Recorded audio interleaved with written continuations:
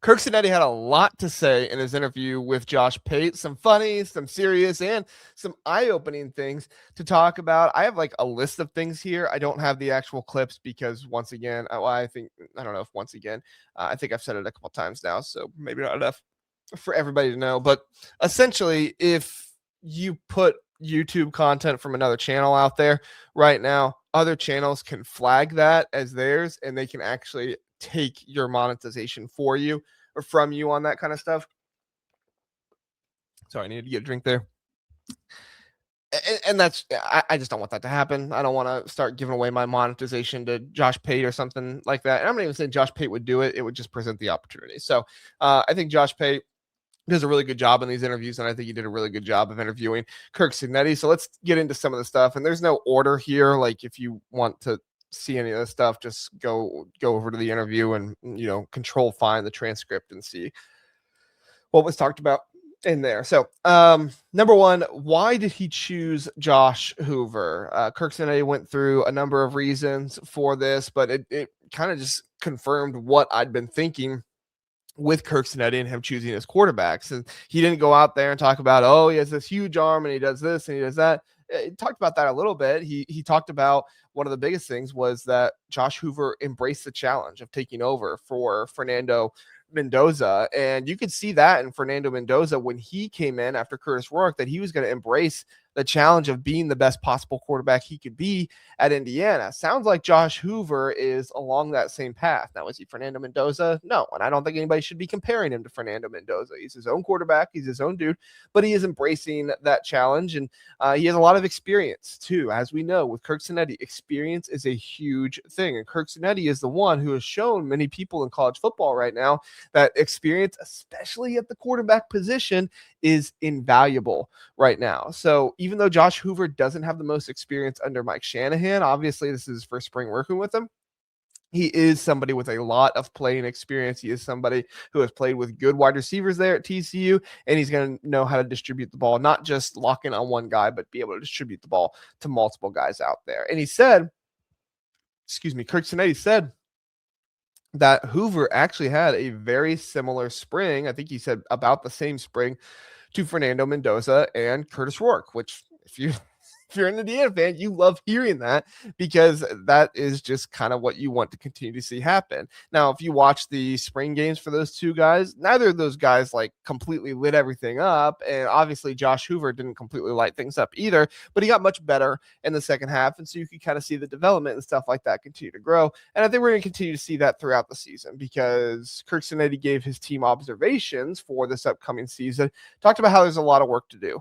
And to a guy like Curt Cignetti, work is never going to be done. He's always going to say there's a lot of work to do because that's just the way he's wired. That's the type of dude that he is. He also referenced that there were a lot of injuries in spring practice as well. 11 or 12 guys, he said, and he actually was referencing one or two of their top tight ends that also are, we're experiencing some injuries and stuff like that here in the spring, which to me is, I wouldn't say great news. You don't ever want a guy missing spring, but it is good news in the sense that there is some more talent in that room that maybe we didn't see as much. Obviously, we weren't seeing a whole bunch of practices, but maybe we didn't see as much, but we are going to possibly see more in the fall, which is definitely good news there. And we did the entire episode on how important the tight end position is and stuff like that in college football. So if you want to see that, you can go check out that video. I'll try to remember to link it down below for you.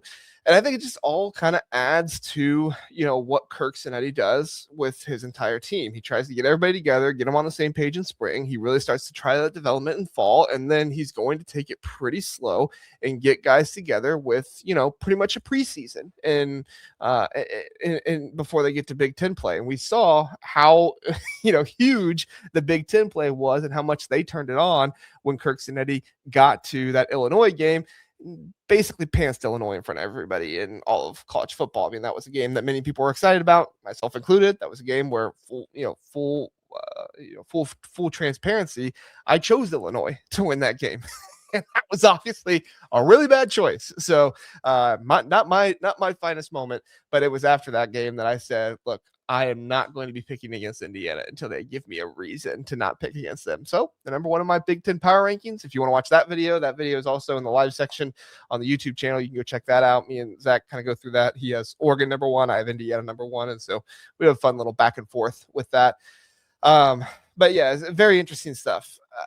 The next one that he kind of talked about a little bit was big games last year. So they talked about the Penn State game and how impactful that was. And Curt Cignetti referenced that was kind of the game that had him believing like, okay, there's something really special about this team. Now, I don't think he ever didn't believe, but he is the type of guy that is he's extremely process oriented. So he doesn't look ahead and look at all this stuff and try to say, oh, wow, we can actually win it all. Now what we did to Penn State. But, just the idea of like a championship mentality and things like that, that was what they were able to get against Penn State. And then he said after the game against Ohio State, Josh Pate asked him about the big games in the playoffs, and he said, quote, they didn't feel big to us. And it really just kind of stuck out to me how important that win over Ohio State in the Big Ten championship was. It felt really important to us, but Kirk Sinetti kind of letting us kind of inside baseball there a little bit to know that, yeah, that was one of the things that made this team believe and made this team say, hey, if we already conquered Ohio State, if we were already able to beat them, not playing our best game and stuff like that, we're going to be able to go out here and beat Alabama, beat Oregon again, beat Miami. Like, we're going to be able to go out there and take care of those guys. So to me, this wasn't a fluke. Like, Curt Cignetti just knows how to build his team up. He knows how to work off confidence. He knows how to get the big wins and continue to build his guys up from there. So, yeah, I think it really kind of tells you a little bit more of the story of last season, which is really, really interesting to me. A couple more things, and these ones are kind of quick. He mentioned that he has 100% confidence in his defensive staff. Obviously, Brian Haynes, huge in that. That's really cool. Talking about not just Brian Haynes, but also everybody else. He talks about how hands-off he is with Brian Haynes. And Brian Haynes, I guess, told Josh Pate at one point that he has as much freedom as you can possibly have as like a defensive coordinator. And it just really speaks to Curt Cignetti and his, knowledge of the guys around him and that knowing that kind of stuff to be able to work through it that way. So really cool to hear him talk about how he has 100% confidence, not just in Brian Haynes, but the entire defensive staff. He also said, play your best ball when the game is on the line, talking about, how, process standards and stuff like that. He said they play to a standard and not a scoreboard. And I think that is great wisdom in life. Like if there was like a football proverbs, Bible out there or something, that's like one of the very first ones I'm putting in there. We play to a standard and not a scoreboard. And it's something that honestly, like I'm going to write down and like put in my office or something like that, because I think it is just so important to recognize that, if you get complacent, if you get to a spot and say, yep, I've done enough, then you're going to completely fall off. But if you just continue to work at that standard, do those things. And it's one of the reasons why he said that, he feels like he's at his worst on the sidelines when they're up 56-10, because he's out there looking for anybody who is, celebrating a little bit or kind of taking the gas off the pedal a little bit, because he talks about how the only time they're allowed to celebrate or they're allowed to kind of feel that celebration stuff is when they cross that line and they get into the locker room. Obviously not exactly the case with the national championship. You can in the playoffs and all those different kinds of things, but talking about, once the 60 minutes are up, that's really when you can do that stuff. So, last thing that I had a couple other things written down here, but there's not like a ton to talk about.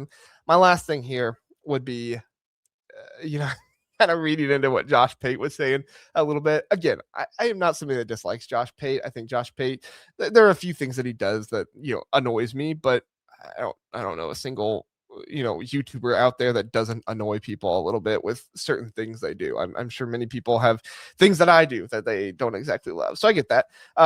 But Josh Pate said, change the way they think, talking about the White House, winning the national championship, stuff like that.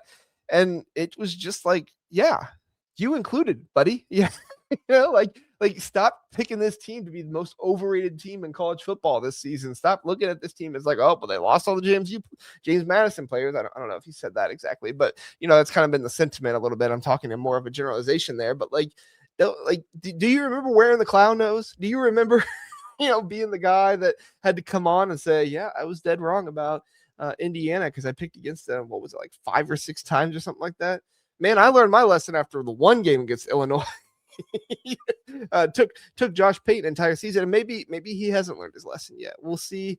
But I do appreciate media that's willing to come out there and say when they were wrong and that kind of stuff. And I think I did see him put out a video on X or something like that where he like had the clown nose in the background. So Pate knows what he's doing, and he's funny. I think if you just kind of find the comedy in it, sometimes you can really enjoy Pate stuff. But yeah, so those were my thoughts, kind of my takeaways on the Curt Cignetti interview with Josh Pate. Let me know what you guys think down below. Like, subscribe, 5-star rating and review if you're listening on podcasts always helps as well. And, if you're an Indiana fan, stick around. We're going to be talking about Monshon Sales and the prediction he gets. If you're watching just this segment by itself, you can click here and we'll have the Monshon Sales video available for you as well that you can go there and look